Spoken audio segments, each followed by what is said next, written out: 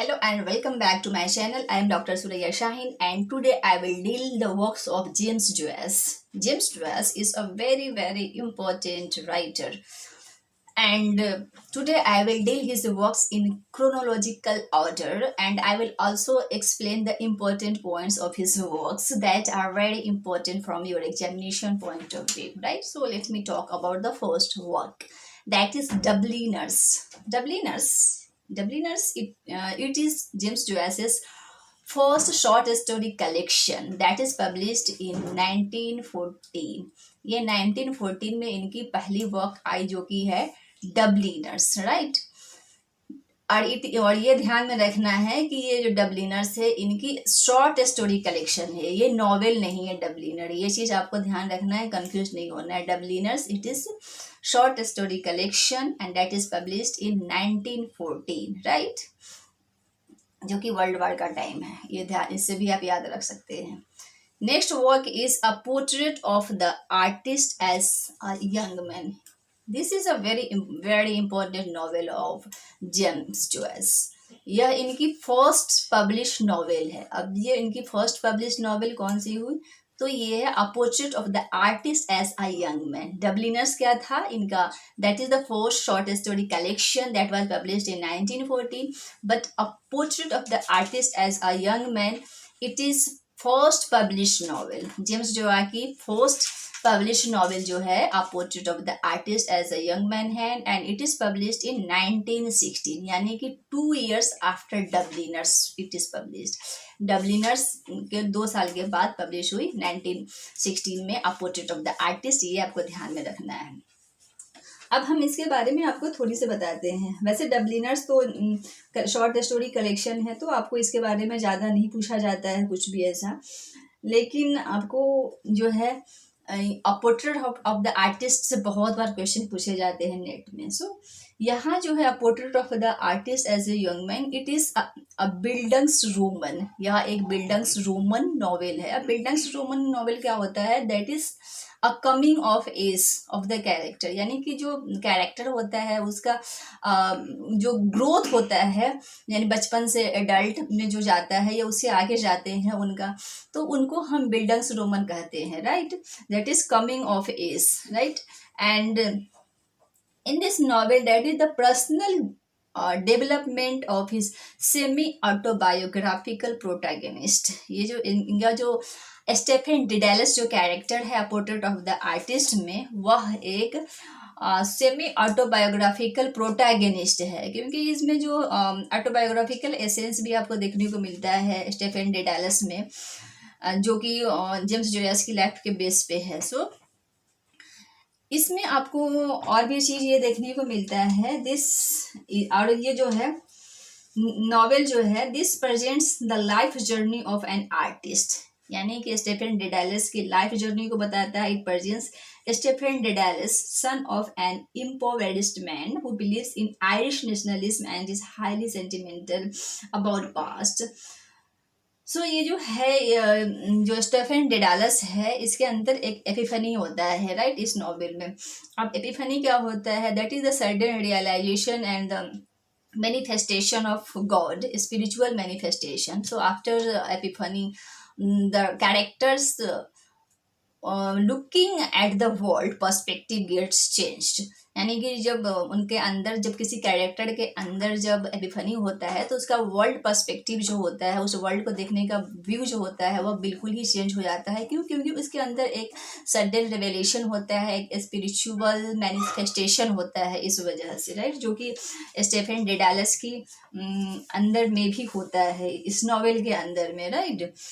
सो ये जो नॉवेल है that is semi autobiographical narrative about Stephen Dedalus. ये आपको ध्यान में रखना है कि सेमी ऑटोबायोग्राफिकल नॉवेल है, ये बिल्डंग्स रोमन है। अब यूजीसी नेट एग्जामिनेशन में किस टाइप से क्वेश्चन इसमें बनते हैं कि आपको ऑप्शन देते हैं और आपसे पूछे जाते हैं कि which one is the semi autobiographical novel of James Joyce. तो आपको पता होगा तभी आप मार्क्स कर सकते हैं कि हाँ, आप portrait of the artist semi autobiographical है, या विच नॉवेल इज बिल्डंग्स रोमन। तो ये अब पोर्ट्रेट ऑफ द आर्टिस्ट जो है कि वह बिल्डंग्स रोमन है। और तीसरा है कि आपको क्रोनोलॉजिकल ऑर्डर में भी पूछा जाता है, तो ये आपको ध्यान में रखने की ज़रूरत है। कि जब क्रोनोलॉजिकल ऑर्डर में पूछे तो आप इसको पब्लिकेशन को ध्यान में रखें। अब नेक्स्ट जो है वह है एग्जाइल, राइट।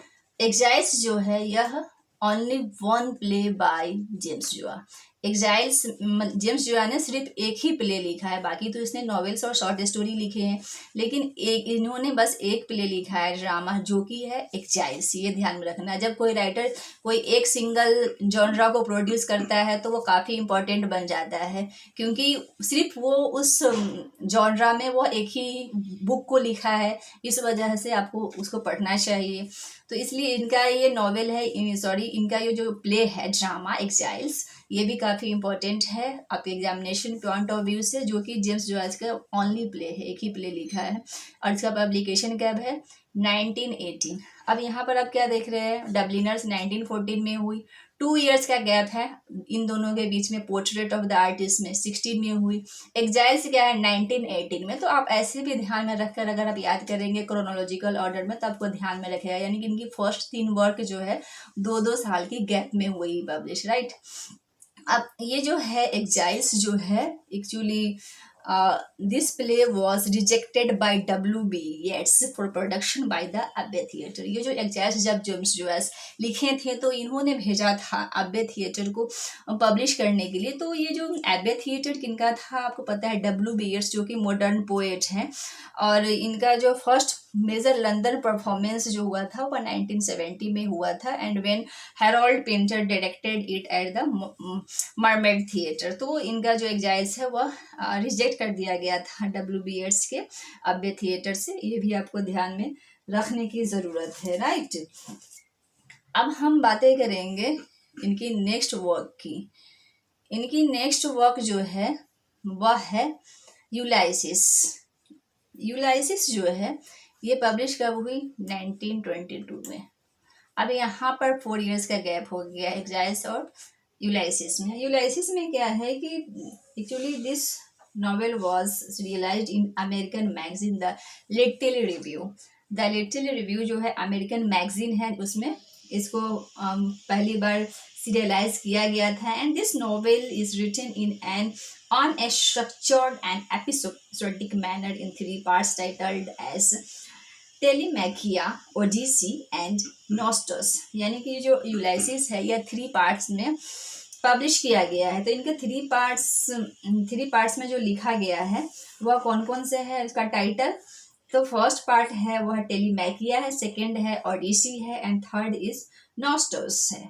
ये आपको ध्यान में रखना है। So this novel employs the modernistic technique of a stream of consciousness, allusions, puns and parodies. इस नॉवेल में जेम्स जॉयस ने स्ट्रीम ऑफ कॉन्शसनेस यूज की है, right. And he also used puns, allusions and parodies, all these things in this novel. So it also contextualizes the 20th century Irish relations with Britain. इस novel में आपको जो Irish relation है Britain के साथ वो आपको देखने को मिलता है। So there are parallels between Leopold Bloom, Molly Bloom and Stephen Dedalus and Greek mythological figures और ओडिसीज। तो ये सब आपको इसमें देखने को मिलेगा। कौन, Leopold Bloom, Molly Bloom and Stephen Dedalus जो है, मतलब इन सब का पैरेलल्स देखने को आपको मिलेगा। ग्रीक मैथोलॉजिकल फिगर्स जो है ओडिसियस, पेनेलोप एंड टेलीमैकस, इनका पैरेलल्स आपको देखने को मिलता है इस नॉवेल में। अब नेक्स्ट वर्क जो है इनका है फिनिगन्स वेक। फिनिगन्स वेक भी आपको पढ़ना चाहिए, जो कि पब्लिश हुई है 1939 में, right.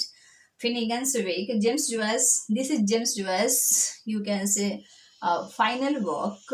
It is a work of fiction and fables written in an unstructured manner. यह unstructured manner में लिखा गया फिनिगन्स वे में। अब यूजीसी नेट एग्जामिनेशन में आपसे पूछ भी सकते हैं कि which of the following novels by James Joyce is written in unstructured manner. तो आपका ये आंसर होगा कि Finnegans Wake is written in an unstructured manner. So it is experimental in style and shows similarities in its cycle structure with Giambattista Vico's The New Science and the text on which Finnegan's Wake is based. So it is published in installments in Atlantic review under the title fragments from work in progress. इसका जो है एक ट्रांसेंडेंटलिक review में इसके publish हुआ था, जो कि किसके टाइटल में, fragments from works in progress. तो ये आपको ध्यान में रखने की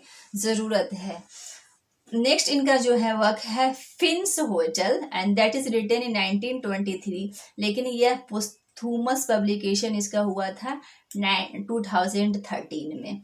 तो अब पोस्थुमस वर्क में आपको बहुत बार पूछे जाते हैं कि which work is posthumous work by James Joyce, और उसका पब्लिकेशन डेट भी आपसे पूछे जाते हैं। तो ये फिन्स होटल जो है इसका पोस्थुमस पब्लिकेशन ईयर 2013 है, 2013 में पब्लिश हुई है।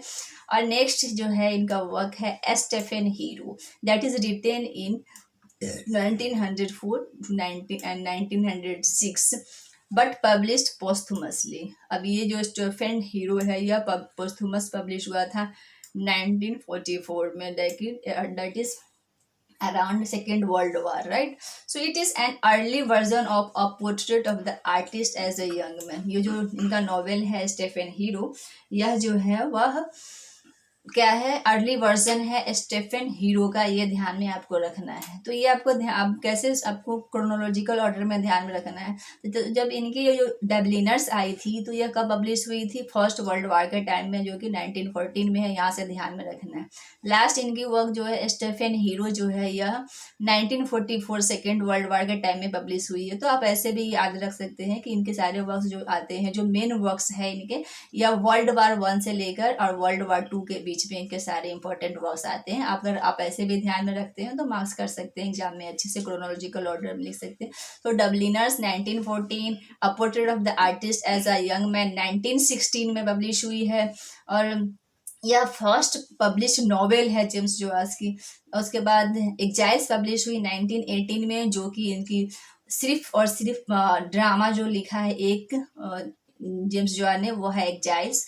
उसके बाद पब्लिश हुई यूलाइसिस जो कि 1922 में है। फिनेगन्स वेक 1939 में पब्लिश हुई।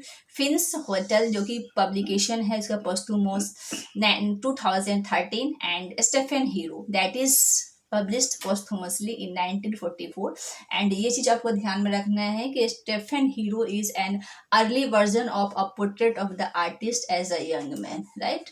इसकी जो है स्टेफन हीरो जो है portrait of the artist as a young man का अर्ली वर्जन है। तो इस तरह से आप जेम्स जोया के क्रोनोलॉजिकल ऑर्डर में इनके वर्क्स को आप याद रख सकते हैं। और आपको ये चीज़ ध्यान में रखना है कि जेम्स जोयस के वर्क्स तो आपके यूजीसी नेट एग्जामिनेशन में पूछते ही पूछते हैं, चाहे वो डबलिनर्स से पूछें या पोर्ट्रेट ऑफ आर्टिस्ट से पूछे, यूलाइसिस का पब्लिकेशन पूछे, या स्टेफन हीरो का पब्लिकेशन डेट पूछे, कुछ भी आपसे मतलब इनके वर्क से या इनके कैरेक्टर से पूछ सकते हैं, या कौन से इनके नॉवेल में स्ट्रीम ऑफ कॉन्शसनेस इन्होंने यूज किया, कौन से नॉवेल है जो पोस्थुमस है, इन्होंने कौन सा सिर्फ और सिर्फ एक ड्रामा लिखा, आपको ये क्वेश्चन पूछे जा सकते हैं। इनके कौन से नॉवेल में एपिफनी का यूज किया गया है, कौन सा नॉवेल है जो कि अर्ली वर्जन है portrait of the artist as a young man. तो आपको इस तरह से इनके वर्क्स को आपको ध्यान में रखने की ज़रूरत है। Okay, thank you.